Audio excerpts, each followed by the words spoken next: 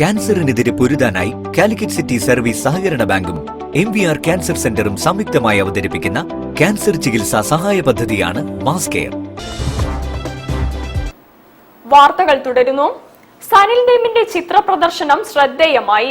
പെൻസിലും പേനയും ഉപയോഗിച്ച് വരച്ച 100ഓളം ചിത്രങ്ങളാണ് കോഴിക്കോട് ഗുരുകുലം ആർട്ട് ഗാലറിയിൽ പ്രദർശിപ്പിച്ചത്.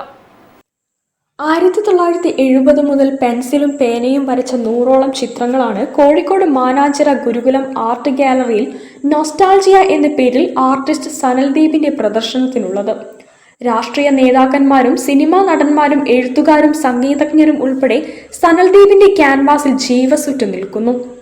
പ്രേം നസീർ, മധു, ജയൻ, ഷീല, മമ്മൂട്ടി, മോഹൻലാൽ, യേശുദാസ്, SK പൊറ്റക്കാട്, AKG എന്ന് വേണ്ട അടുത്ത കാലത്ത് നമ്മെ വിട്ടുപിരിഞ്ഞ VS അച്യുതാനന്ദൻ വരെ ക്യാൻവാസിൽ ഉൾപ്പെടുത്തിയിട്ടുണ്ട്. 6ാം വയസ്സ് മുതലാണ് സനൽ ദീപ് ചിത്രം വരയ്ക്കാൻ തുടങ്ങിയത്. വരയ്ക്കുന്ന ചിത്രങ്ങളെല്ലാം തന്നെ കാലഘട്ടം രേഖപ്പെടുത്തിയിട്ടുണ്ട്. അതിൻ്റെ പേര് ഗൃഹാതിർത്ത് എന്നാണ്.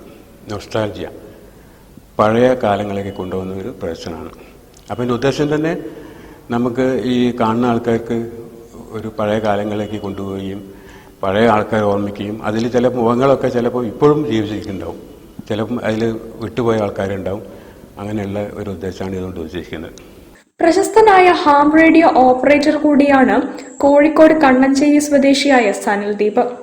1993 ശബരിമല തീർത്ഥാടകർ കൽപ്പറ്റയിൽ വെച്ച് അപകടത്തിൽപ്പെട്ടപ്പോൾ മരിച്ചവരുടെയും പരിക്കേറ്റവരുടെയും വിവരങ്ങൾ ബന്ധുക്കളെ അറിയിക്കാൻ സനലിന്റെ ഹാം റേഡിയോ സേവനം പ്രയോജനപ്പെടുത്തിയിരുന്നു.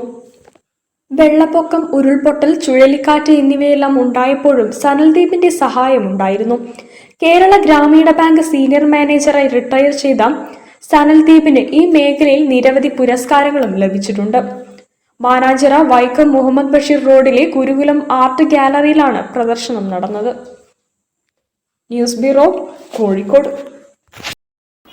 HD വരുത്കാർ അവാർഡ് തൊറാസിക്